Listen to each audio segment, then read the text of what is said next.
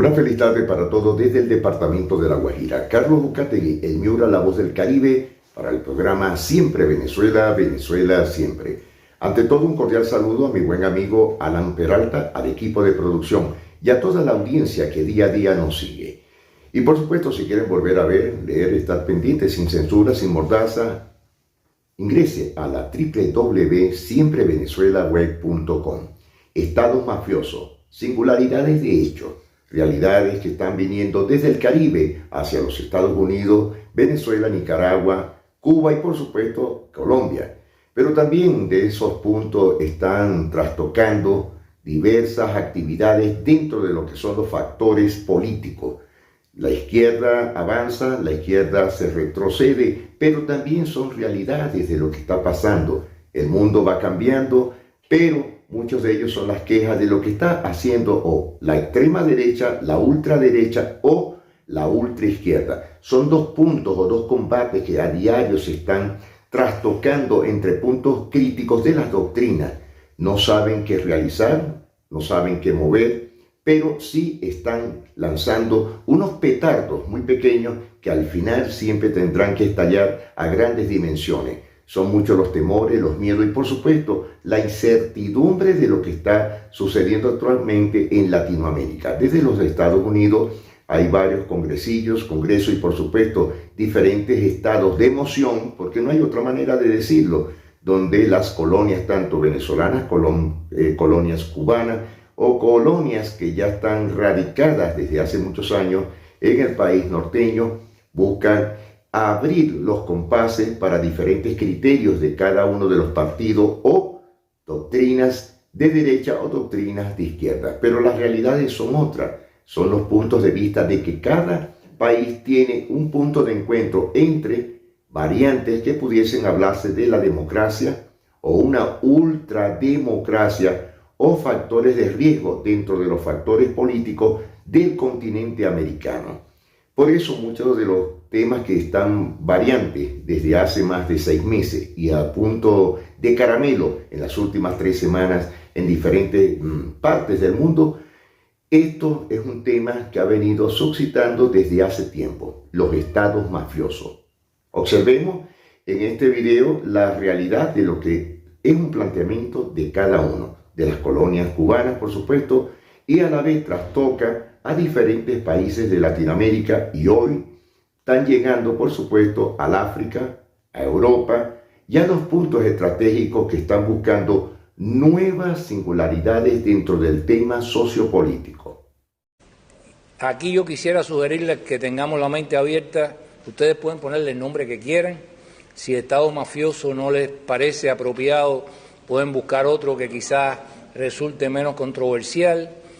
Lo cierto es que estamos ante el advenimiento, el surgimiento de un nuevo tipo de Estado que están articulándose internacionalmente en alianzas básicamente contra lo que es su enemigo principal, que no es exactamente el capitalismo, como lo habrían sido los regímenes comunistas.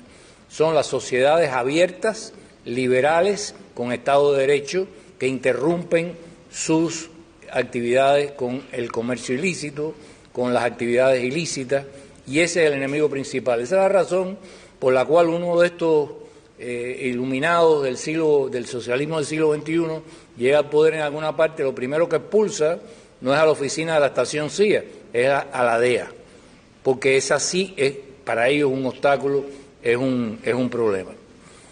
¿Dónde estaba Francis Fukuyama en Cuba cuando cayó la Unión Soviética y todos pensaban que Cuba iba inevitablemente hacia una democracia? Bueno, estaba ausente porque estaba explicándonos lo que venía con los ojos del siglo XX. Y entrando ya en la tercera década del siglo XXI, no podemos cometer el mismo error. Mi país, Cuba, está en este momento en una crisis sistémica estructural generalizada.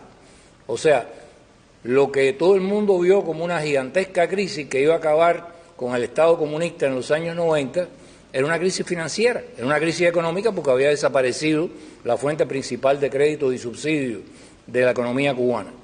Pero en este momento la crisis es política, ideológica, económica, y han colapsado todos los principales sistemas que soportan la sociedad cubana y la vida cotidiana. El sistema energético, el sistema de producción de alimentos, el sistema de transporte.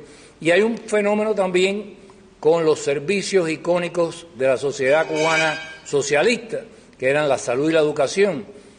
La nueva oligarquía que ha emergido en Cuba, en este nuevo estado de nueva naturaleza, que yo llamo mafiosa, repito, invito a cualquiera a ponerle otro nombre, no tengo dificultad con eso, el problema es entender que es nueva, se ha desentendido de los compromisos sociales del antiguo Estado comunista.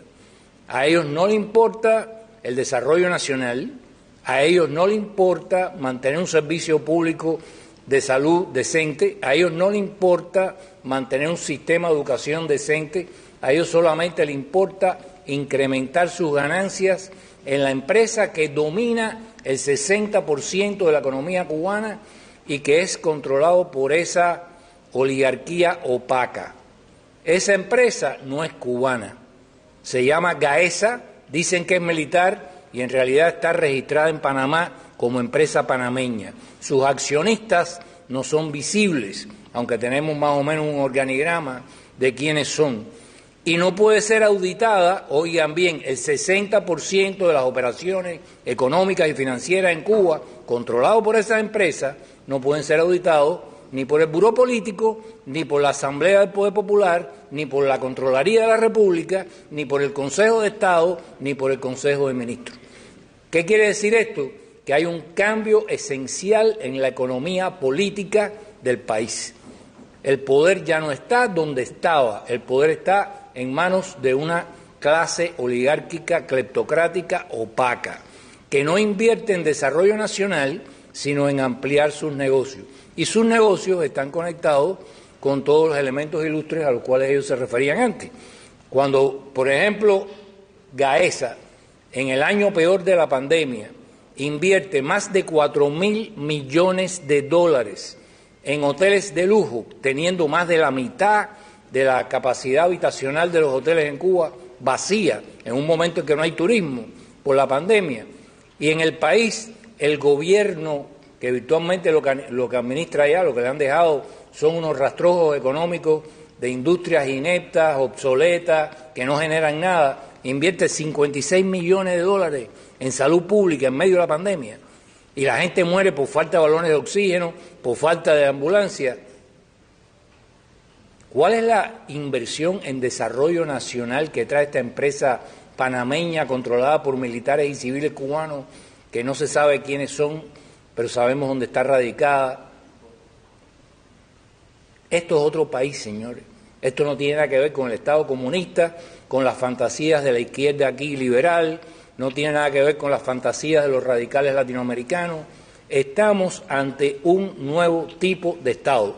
Y ese Estado ha colonizado Venezuela, con respeto para los venezolanos, controla a través del Servicio de Inteligencia Nicaragua, controla igualmente las actividades en Venezuela, controla las actividades en conexión con el narcotráfico que está ligado a Evo Morales en Bolivia y maneja economías de millones de dólares que ellos lavan. Hace rato que ellos dejaron el negocio de pasar droga por Cuba porque por poco se queman en el año 89, cuando el gran escándalo. Ahora simplemente sobrefacturan y lavan capital.